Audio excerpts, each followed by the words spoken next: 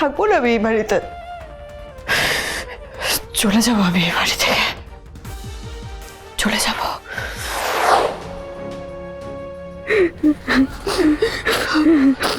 আমার সাথে যা হলো সেটা বাড়ির দেওয়ালে ছবি হয়ে টাঙানো মৃত সদস্যদের সাথে হয় মা। না না,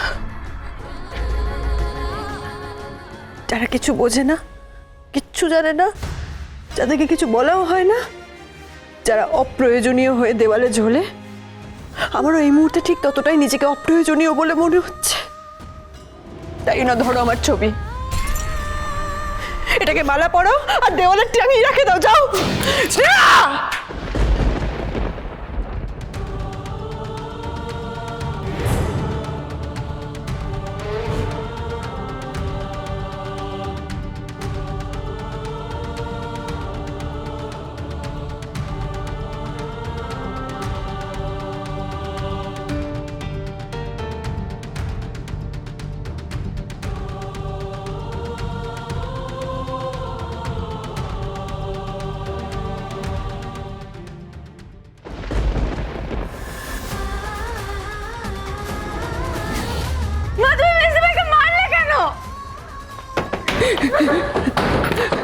কি করলো? মেসি ভাই দরজাটা খোল না, মেসি ভাই। এটা আমি কি করলাম? আমি এটা করতে চাইনি, আমি করতে চাইনি এটা। আমি কি করলাম? শ্রেয়া, শ্রেয়া, শ্রেয়া দরজা খোল। শ্রেয়া, মেসি ভাই দরজাটা খোল, দরজা খোল। শ্রেয়া, দরজাটা খোল। শ্রেয়া দরজা খোল, আমার ভুল হয়ে গেছে মা। শ্রেয়া দরজা খোল। শ্রেয়া, রাগ করিস না মেসি ভাই, প্লিজ দরজাটা খুলে দে। আমার ভুল হয়ে গেছে মা, দরজা খোল, আমার ভুল হয়ে গেছে মা গো।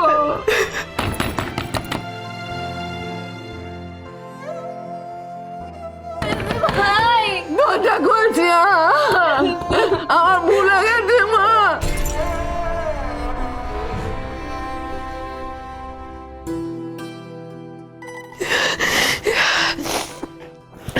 এখানে আমার আর কোনো প্রয়োজন নেই, আর যেখানে আমার কোনো প্রয়োজন নেই সেখানে থাকার মানে কি? থাকবো না আমি এই বাড়িতে, চলে যাবো আমি এই বাড়ি থেকে, চলে যাবো। মা, তোমার হাত থেকে তো রক্ত বেরোচ্ছে, তুমি সরে যাও না, আমি দেখছি। ওষুধ লাগাতে হবে তো। শ্রেয়া, শ্রেয়া দরজা খোল মা, দরজা খোল। 18 বছর আগে এইরকমই এক পঞ্চায়েতে তুমি অন্নপূর্ণাকে ছেড়ে আমাকে স্ত্রী হিসেবে গ্রহণ করেছিলে। তাহলে সেই পঞ্চায়েতে তুমি সবার সামনে কেন বলতে পারলে না যে তোমার দুজন স্ত্রী নয়, একজন স্ত্রী, সেটা আমি ইন্দিরা রায়? কেন বলতে পারলে না তুমি? বলো, কেন বললে না সবার সামনে? কেঁদো না, কেঁদো না, শরীর খারাপ করবে, কেঁদো না। তুমি একটু ভালোবাসনি? এই দেখো, তোমার কাছে ও মা, ও মা, যেটা হয়ে গেছে হয়ে গেছে মা, ছেড়ে দাও না মা। এই বাবলান, এই বাবলান, তুই ওইটাই চেয়েছিলিস না? তাই আমাকে লুকিয়ে যখন তখন ওই অন্নপূর্ণার হোটেলে গিয়ে পড়ে থাকতিস, আমাকে মিথ্যে বলতিস। হ্যাঁ, তুই খুশি তো? তুই খুশি তো বাবলান?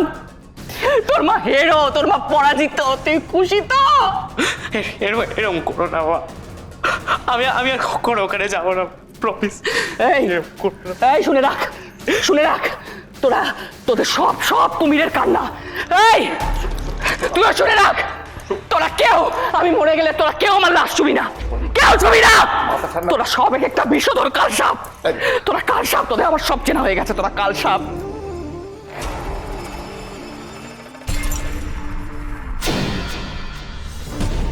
আমি ঈশ্বরের নামে দিব্যি করে বলছি দিদি, এই কাজটা আমি নিজে থেকে করিনি, আমি ইচ্ছে করে করিনি।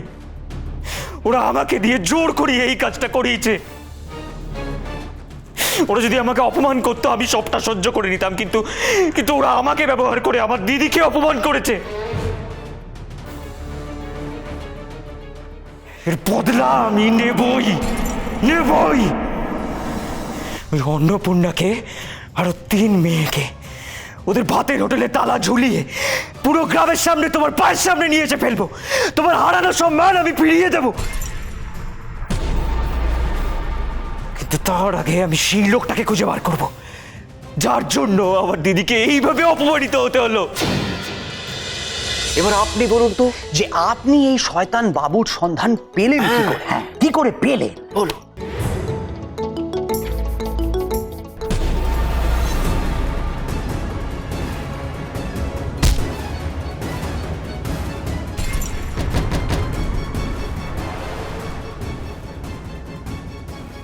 কে ছিল সেই লোকটা মামা? আমি জানি না। আমি ফোনে কথা বলতে বলতে যাচ্ছিলাম, হঠাৎ মাথার উপর একটা লাঠি এসে পড়লো। আমি জ্ঞান হারালাম। তারপরে যখন আস্তে আস্তে জ্ঞান ফিরে পেলাম তখন কেউ আছো এখানে? ছাড়ো বলছি আমাকে, কেউ আছো? ছাড়ো। স্যার, আপনি এখানে কি করছেন? এই সব কিছু তোর জন্য হয়েছে বাবু। শোন, ভালো চাষ তো কাল পঞ্চায়েতে গিয়ে নিজের সব দোষ স্বীকার করবি। মানে আপনি কি পাগল টাগল হয়ে গেছেন নাকি? মাথা খারাপ হয়ে গেছে আপনার? হ্যাঁ, এতগুলো টাকা খাওয়ালেন তারপরে আপনি ইয়ার কি পাচ্ছেন আপনি? কোনো লাভ হবে না বাবু, তুই বল আর না বল, আমি পঞ্চায়েতে সব কথা বলে দেবো। তারপর তুই এখানে পচে মরবি। মেরো না আমাকে মেরো না। যা বলবে আমি বলে দেবো। আমি সব কথা বলে দেবো। আমাকে মেরো না। ওরা আমার হাত পা বেঁধে আমার মুখ চাপা দিয়ে আমাকে খুব মারলো। তখন যদি আমি ওদের সামনে সব সত্যি কথা না বলতাম তাহলে হয়তো আমি বেঁচে ফিরতে পারতাম না। মরে যেতিস।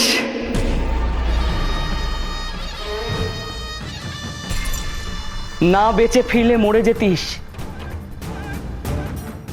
তবু তো জানতাম আমার ভাই আমার সম্মান রক্ষার জন্য নিজের জীবন দিয়েছে, মরে গেছে। তোকে এতটা ঘৃণা করতাম না বাবু।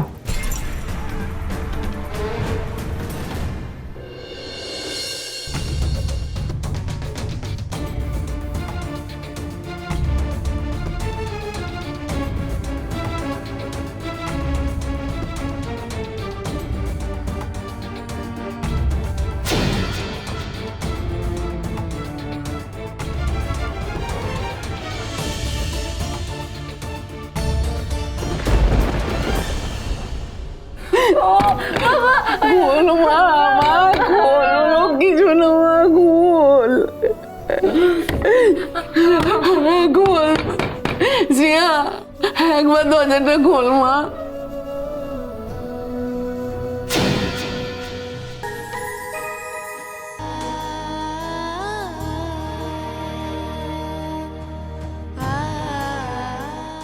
তোমরা আমাকে এইভাবে পর করে দিলে মা।